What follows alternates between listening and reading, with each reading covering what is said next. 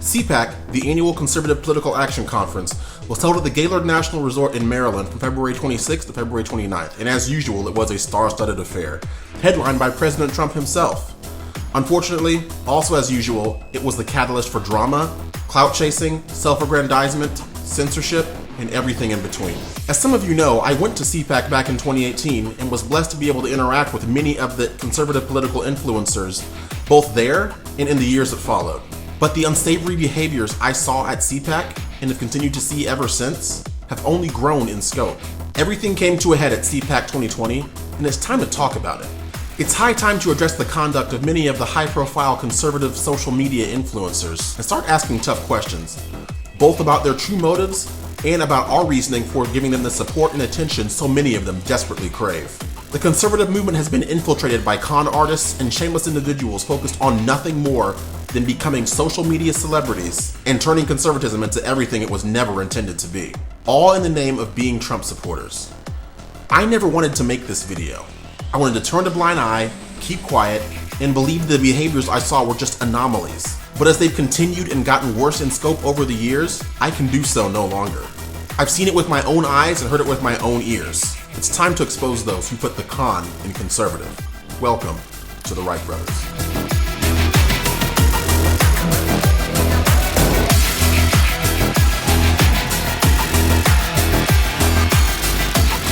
Before I begin, I feel like it's important to mention this. Everyone loves controversy. As we saw with Trump's rise to the presidency, leftists and the liberal media as a whole literally feed off of it.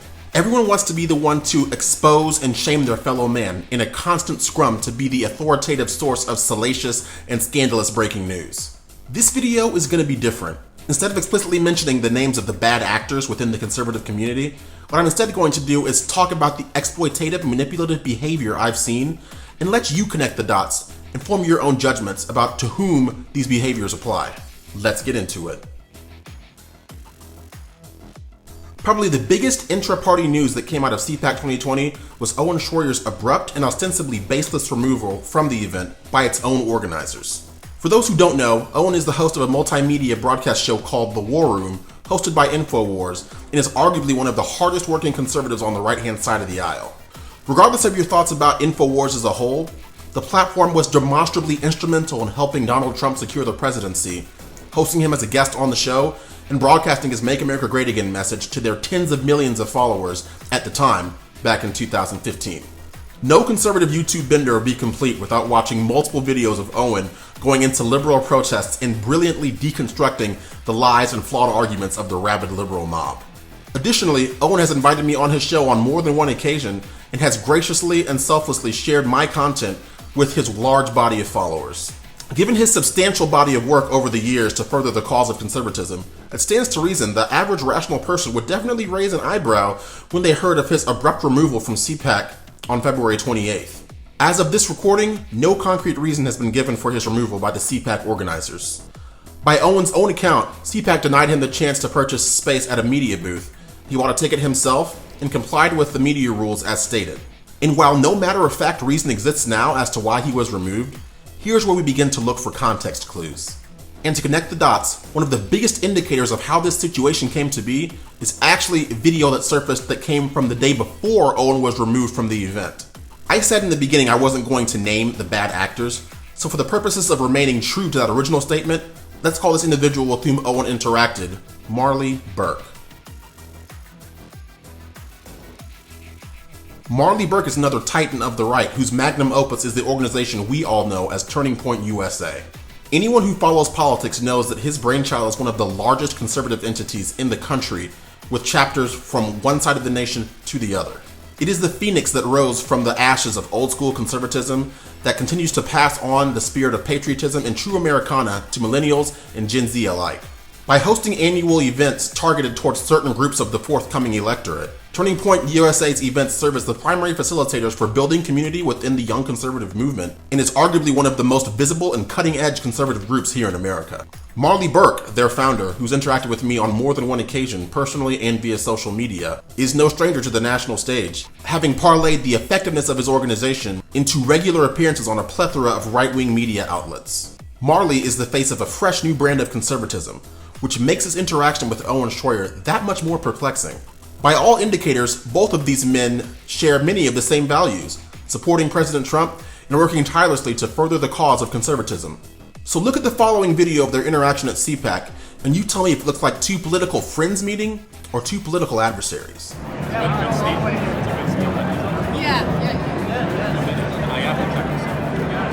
how you can play it.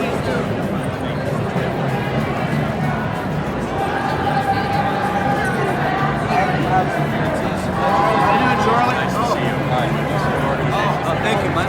All right, Charlie. Nice to meet you. Nice to meet you, man. How you doing, Charlie? You want to talk to us? You want to ask about gatekeeping? I'm right here. I'll get around. You want to come on InfoWars? All right. Before I go on, it bears mentioning that CPAC is not a Turning Point USA event. CPAC is an event hosted by the American Conservative Union, which is chaired by Matt Schlapp. The best way to describe CPAC would be as the Olympics, the Holy Grail, and the Mecca of conservatism all rolled into one.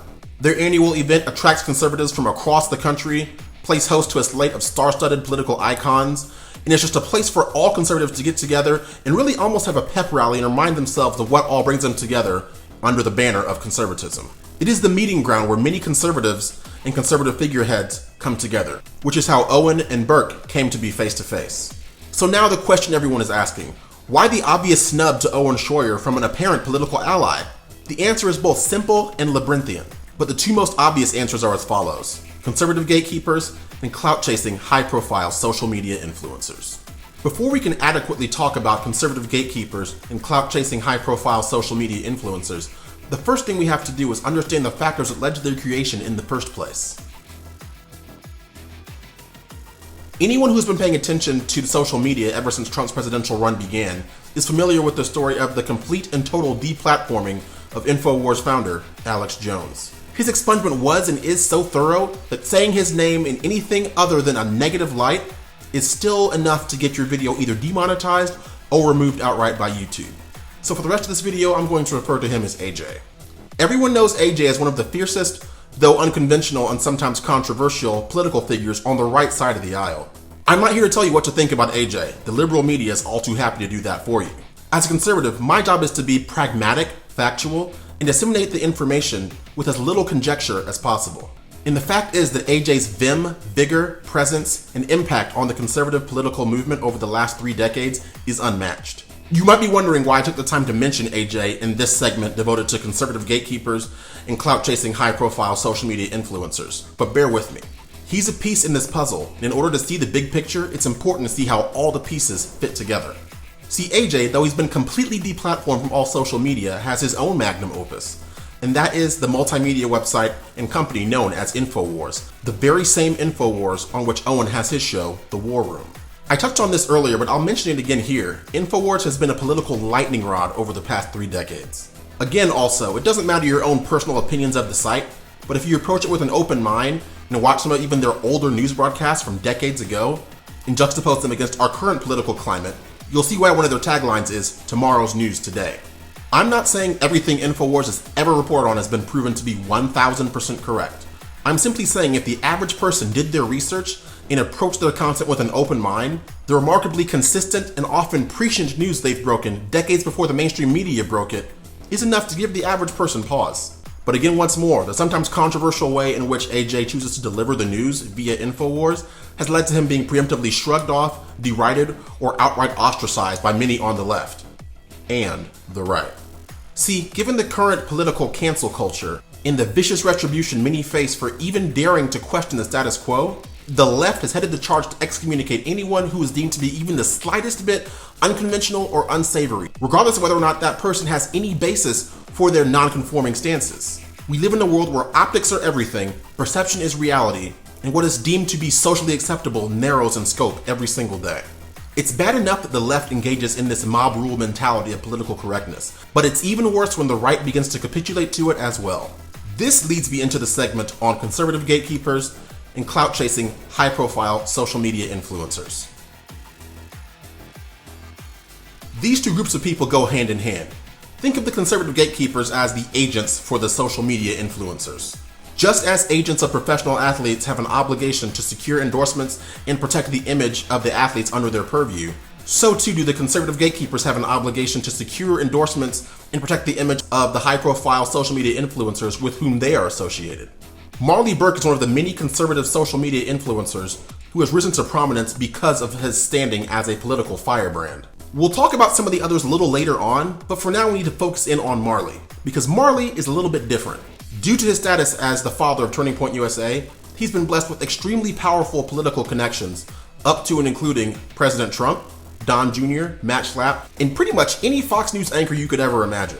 Now, this is where I'm going to say that my thoughts on what transpired between Burke and Owen Shroyer is not fact, but instead it's confident conjecture based on the context clues available and based on my own personal interactions with Mr. Burke himself. My belief, given the video of the interaction we already showed and the groundwork that we've already laid, is this.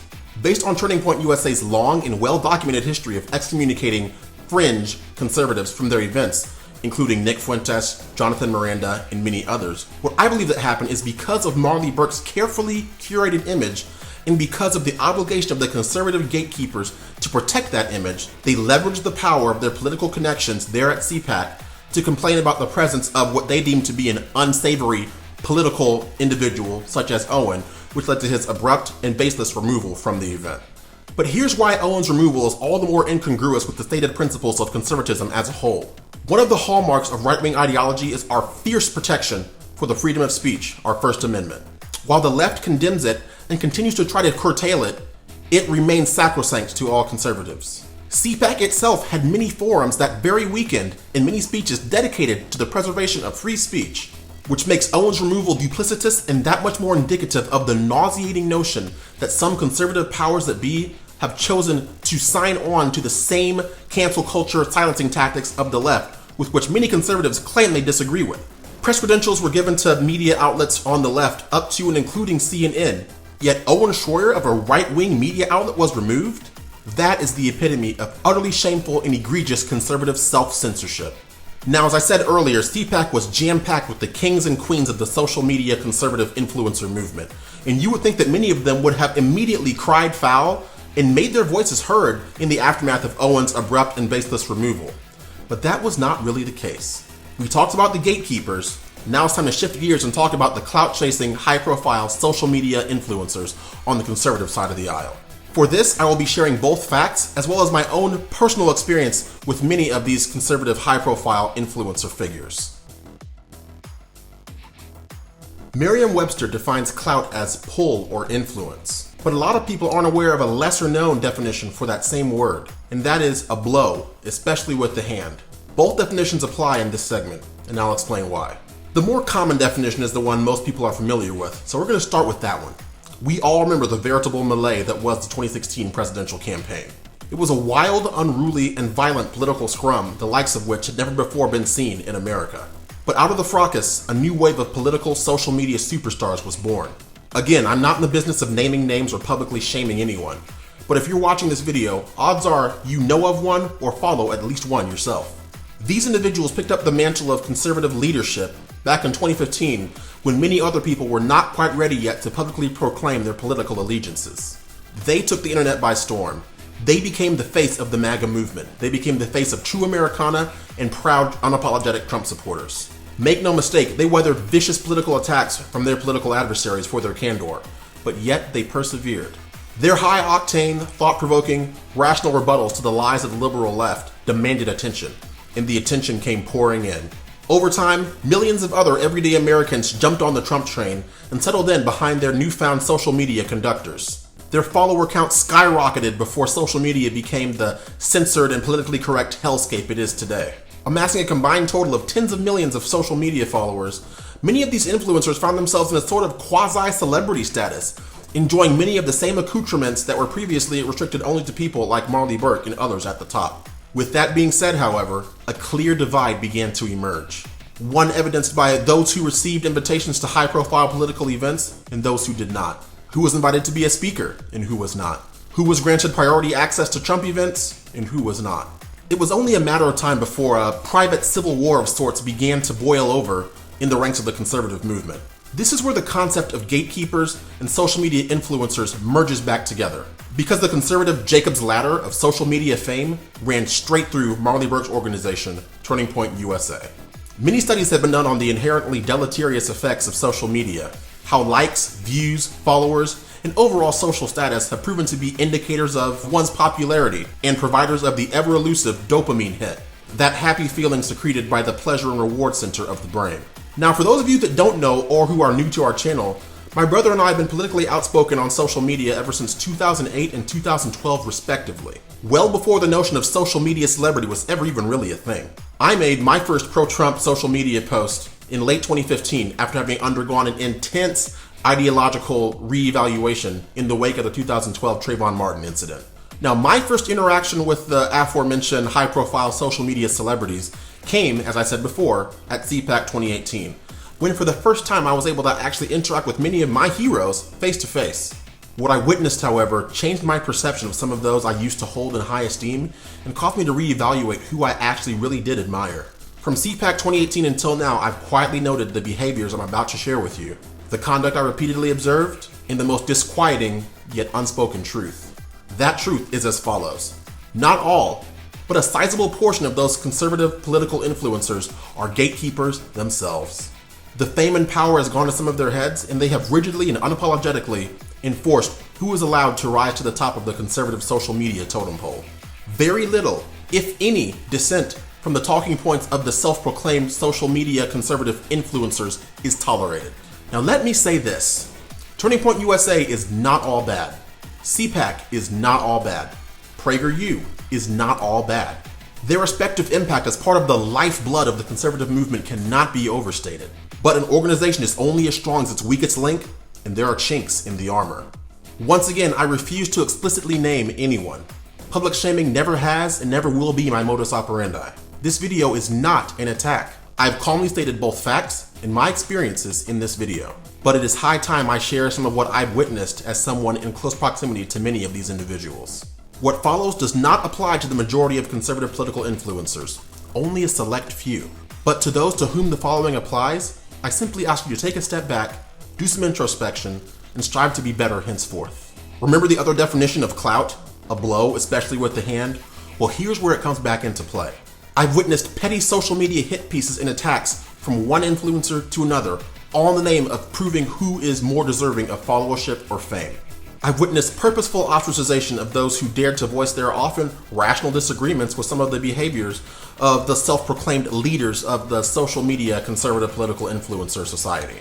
I've witnessed people launching Kickstarters to cover their stated costs of political excursions, only to see them turn around and use the exact same money for personal enrichment, wardrobe enhancements, or needlessly opulent travel accommodations. I've witnessed outright lies being told about others on the same side of the aisle for the sole purpose of destroying their political careers. I've witnessed outright abuse of social media power to silence any and all detractors. I've witnessed people co-opting the conservative movement as a ploy for political opportunism. I've witnessed influencers speak openly, albeit in hushed tones, about how all they really care about is the number of followers they have. I've witnessed people who have attempted to immediately turn their newfound political celebrity status into a quick cash grab, selling vaguely patriotic yet wholly uninspired merchandise to anyone who will buy it. I've witnessed many wilt under the pressure of real debates with the left because they failed to do any research on conservatism and only parroted back the same sound bites they heard from their last conservative gathering. I've witnessed people stealing the intellectual property of others and claiming it as their own. And at my third trip to the White House last year, at a Black History Month reception I was invited to, I witnessed influencers pushed to the front of the crowd after arriving late, shamelessly jockeying to get another picture or selfie with President Trump, paying no mind to the young people who were there for the very first time who may never have had a chance to go there ever again. That's not what conservatism is about. That's never what conservatism should be about. That's what I refuse to let conservatism become. Now, in the spirit of full transparency, and so as to not appear hypocritical or disingenuous, I do want to talk about the one and only Kickstarter I myself personally launched. Last year, Jubilee Media, a YouTube channel with almost 5 million subscribers, reached out to me and asked me to be a part of a video they were going to shoot on the concept of identity politics. I accepted their invitation, but then I was told that travel and lodging in Los Angeles would be my responsibility. My former employer went through a restructure at the beginning of last year, and even though they gave me a decent severance package because of the abruptness of said restructure, at the time Jubilee Media reached out to me to be a part of their video, I was technically unemployed, giving rides for Uber and Lyft and trying to make ends meet any way I could. Now, my tight budget in that time of occupational uncertainty definitely did not allocate for a $500 round trip to Los Angeles to be a part of a video. So I'm a man of faith, and I asked God to make a way for me. I launched the Kickstarter, and I was blown away by the outpouring of support from people who watch videos, people who are connected with me on social media. It was completely overwhelming, and even though I only asked for $500, all I needed to get there and back, the final total was $819 overall. I booked my flight, flew economy both ways, got a hotel right by LAX, and I treated it not like a vacation but as a business trip. I took time to be researched, so I showed up prepared, and I did my best to represent everyone out there to the best of my abilities. And to this day, if you look at the comments of that video, and there are over 12,000 of them, many people agree that my thoughts that I shared were some of the highlights of the entire production. If you want to check out the video, you can check it out in the description box below, or I'll also put a link up there for you to click on as well. But you still might be asking, well, you only asked for $500 and you got $819. So what happened to the other $319? I'll tell you exactly what happened. It was reinvested directly back into this channel and back into my efforts to continue to bring you a top-notch production.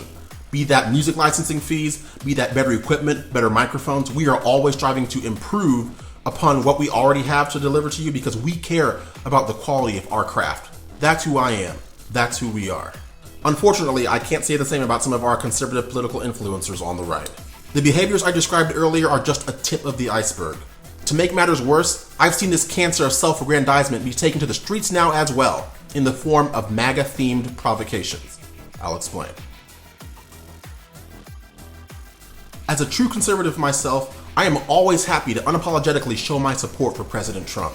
Regardless of the depths to which the left has sunk in their crusade against freedom of speech and freedom of expression, we still live in the best country on the face of this earth, one that affords us the privilege to be able to go out and support whoever we would like to. And as such, we should never shy away from exercising our right to freedom of expression. What I do have a problem with, and what I've seen more and more people start to develop a penchant for, is going out of one's way to show support for the president in order to elicit a reaction from your political adversary.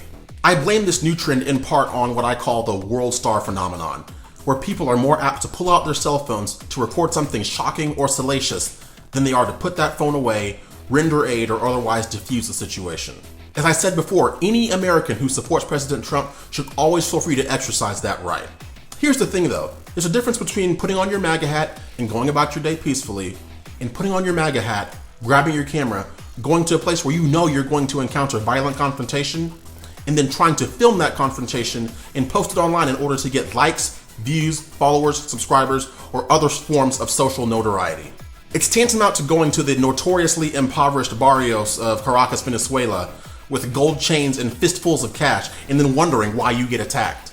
It's called being smart. Publicly supporting Trump is one of our rights, but doing so in a passive-aggressive way meant specifically to draw the ire of someone who disagrees with you is something that I personally find morally repugnant. Especially when one goes out of their way to get a negative reaction, film it, tweet about it, post it in a way that's sure to attract social attention, and then try to co-opt that attention into social media celebrity status because of the confrontation they specifically set out to attract. Being a Trump supporter is always okay and encouraged by me, but making your support of Trump the entirety of your presence, both online and in person, is not. It is the very same bullying and provocative behavior we claim to despise from the left. Put simply, it's identity politics, plain and simple. Which leads me to my final point about identity politics and its relation specifically to the minority or black conservative influencer community. Finally, we need to talk about the perpetually self-described black conservatives. The ones who are always posting about how they're a black conservative and how much persecution they receive for their views. You know what I mean, we've seen the tweets, the pictures, the videos, the incessant, "Look at me, I'm a black conservative, feel bad for the hatred I get" posts. Or the, "I'm in a liberal area, let me put on all my Trump gear and dare someone to confront me" videos. Or the, "Like if you agree" tweets they send out to their bases, which are comprised entirely by Trump supporters already. And finally, the, "Look at what this racist mean liberal commented to me. Please like and subscribe and share my content and feel bad for me and tell me how awesome I am" posts. There's a reason you rarely, if ever, hear me or my older brother reference our skin color at all in any of our videos. There's a reason even in our Love Letters from the Left series where we read the liberal hate we receive, we never paint ourselves as victims, but instead show you how to laugh it off, brush it off, and keep moving forward.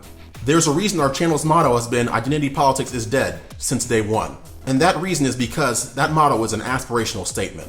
We hope our work will one day lead to a world where being a minority conservative is not at all surprising or noteworthy. It shouldn't be. Our identity isn't found in our support for President Trump. Our identity isn't found in social media validation. We don't do this for likes. We don't do this for followers. We don't do this for subscribers. We don't do this for money. That's why we've repeatedly turned down offers to be brand ambassadors or otherwise monetize the content that we create. It's why we still haven't produced merchandise to try to sell to the people who tune in to our channel. We don't do this for fame. We don't do this to reach celebrity status. We're just two normal American guys who want to encourage others that it's okay to love America as well, regardless of their skin color. That should be the goal of all conservatives, to truly live out Martin Luther King Jr.'s dream to live in a world where one is judged not by the color of their skin, but by the content of their character.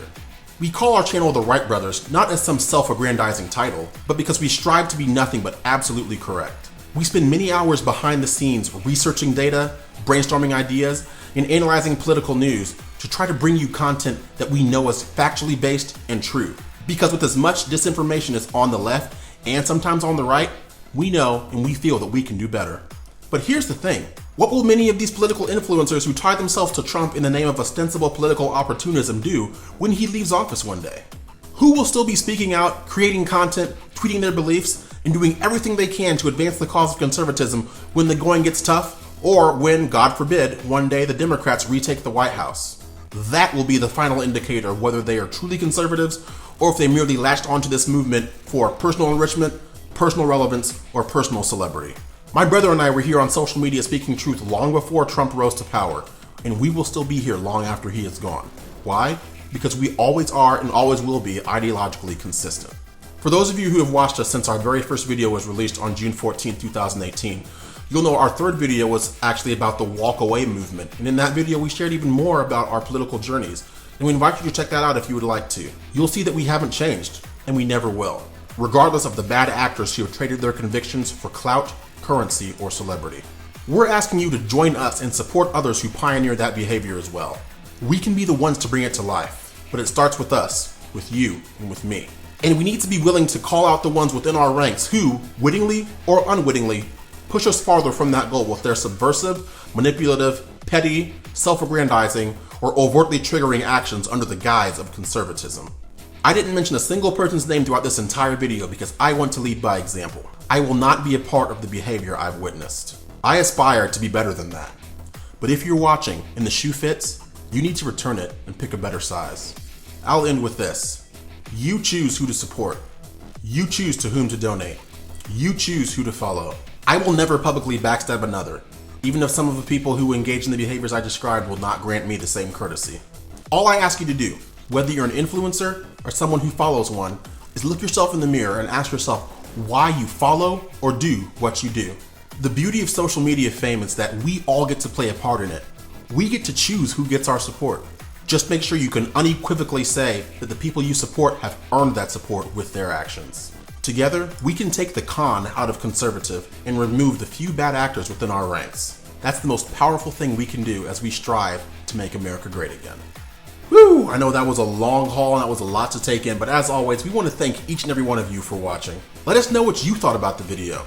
We read each and every comment and we love hearing y'all's perspectives and engaging with y'all. It's a privilege that we'll never take for granted. Speaking of engaging with us, head on over to our Facebook page, The Wright Brothers IPID, to get even more up close and personal with me and my brother as we share our thoughts and our takes on current events as they happen. Finally, we'd be remiss if we didn't give a huge shout out to everyone who has taken it upon themselves to help support our work on Patreon. Your support means the world to us, helps us fight back against the censorship that we are continuing to endure, and helps us continue to do everything that we can to bring you a top-notch production worth watching. But the last thing I'll ask you to do is, if you like this video, the easiest way you can support our channel is to smash that like button. Subscribe if you haven't already. Press that bell icon so you never miss a future upload. And share it with a friend. Help us keep spreading the word, identity politics is dead. There will be more content coming soon and we can't wait to bring it to you, but until then, God bless you all. I'm Damani Felder, and I will see you in the next one. The first revolution is when you change your mind about how you look at things and see that there might be another way to look at it that you have not been shown. The revolution will not be televised, and be no rerun, brothers and sisters. The revolution will be live.